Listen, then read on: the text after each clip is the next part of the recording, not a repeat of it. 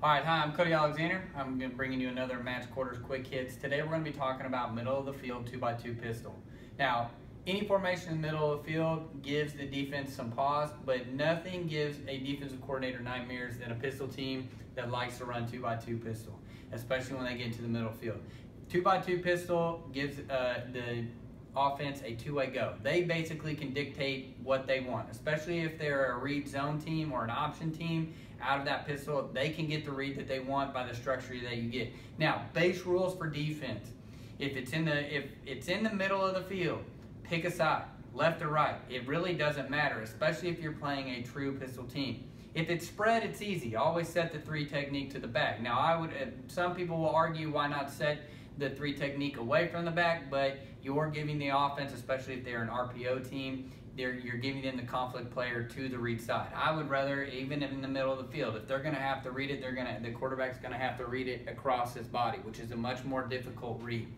So let's talk about 2x2 pistol and what you can do about it. The key to anything defending in the middle of the field from a 10 personnel 2x2 is line movement. And there's 3 different ways you can do this, and I'm going to explain them here. The first one is full line movement. So a full line movement, it doesn't matter which direction you go. Let's say we're going to go ahead and we're going to move the line from an over to an under. Now, I'm not talking an over to an under in terms of interior defensive lineman. We'll get that in a second. But what I want here is I want an outstep and a widen. He's going to build a wall. The nose is now going to attack the inside hip of that tackle, and if you're running a G scheme, he should almost be in a 2, and he is now going to attack through the center. If the center blocks back on him, he's going to climb, and he's going to keep overtaking. If the center's away, he's going to cut right off of his butt, and he's going to cut off that, and the same technique goes with the end. If I get a block back, I climb. If I get in away and it's full zone, I'm cutting right off his butt. What this does is I am now dictating the cutback. Even if it's downhill right here and they are here, it's going to wall them off. Full line movement does not allow the offensive line to climb. So in this case, the mic does not have a gap. So I can now go ahead and have him start working back for the cutback. He's going to take the inside shoulder. My Sam linebacker out here can take the outside shoulder, and I can also have my safety here for extra support. So let's say they're going to zone read to the field or to the left-hand side. So here, I put these field markers just to show you. If this was where the field was, this is where I would set the front. But now we're in the middle of the field. So let's say they're a right-hand dominant team. They're attacking the left-hand side of the defense. What you get here is, even in a zone read, what I have done is I'm giving a pull read. So they see that defensive end tuck in. That quarterback is going to pull it. He now has 2-on-1 on the quarterback. If they are just a true zone team and they're just zoning over, he's going to get it. They're full zoning to the front side or away side. It doesn't matter. He is going to cut it back. He is going to have to cut it back to that open side. And I have created the open side.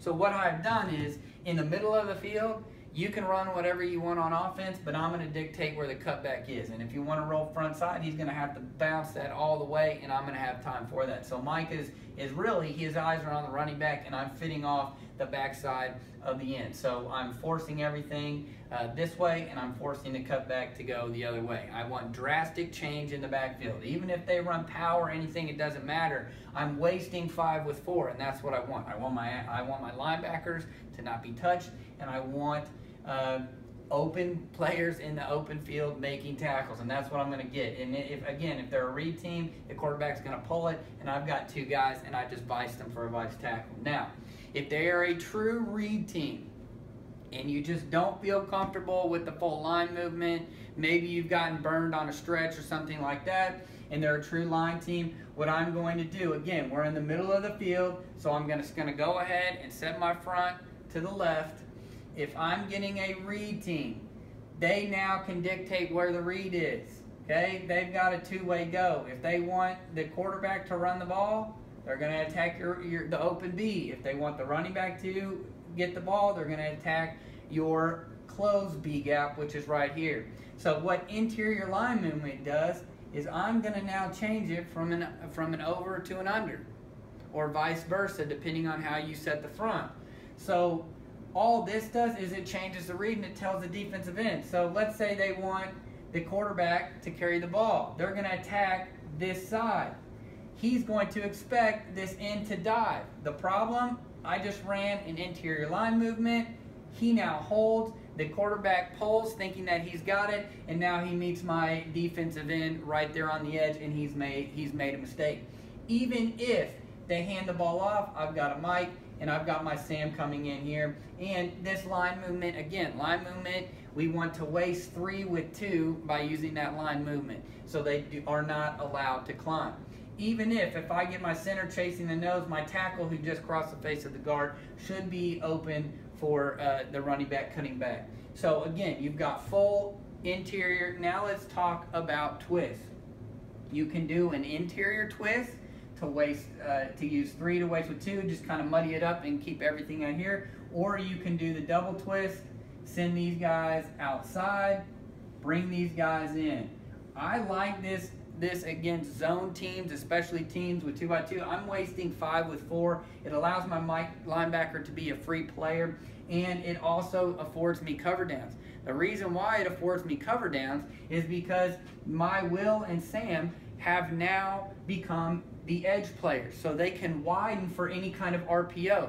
So even if they want to attack the Will thinking he's going to be a B-gap defender, if I twist the front, I've now wasted 3 with 2. My Will linebacker literally can hang there for any kind of RPO. What I like about this is as teams start running zone, as the center climbs or as he comes back in, the center might climb for the Mike as the Mike works downhill, and now as the defensive end wraps around, he's now the free player. And I've highlighted this in one of my articles that I have on my site about that if you want to play full zone teams, a great way to counteract that is with twist, because as guys move in, those interior linemen start climbing to those backers and leave those gaps open. So middle of the field, you have choices. You don't have to blitz or force the issue. You can use full line movement to force the issue right now and force the cutback. You can use interior line movement, just real simple, changing from an over to an under or an under to an over to change the reads for the quarterback and muddy the waters. Or you can use full line twist to kind of make everything bounce outside, or if it stays inside, you have open defensive linemen. And personally, as a defensive coordinator, you love open guys in the hole ready to make tackles on the running back. So again, there doesn't need to be a panic when there's 2x2 middle of the field pistol teams. You're probably going to be in that situation at a very minimum, but you do want to have a game plan for it. And it's not something that you need to spend the entire night or the entire week game planning, but when it does happen, you have an answer for it, and you have something that you've done that works within your structure, and you have a scheme for it. So that's the key to defending middle of the field, especially 2x2 pistol out of the spread. Understanding where the offense is trying to go. Are they trying to go with the running back? Are they trying to go with the quarterback? And once you've identified that, make the worst running back run the ball, whether it be the quarterback or the running back.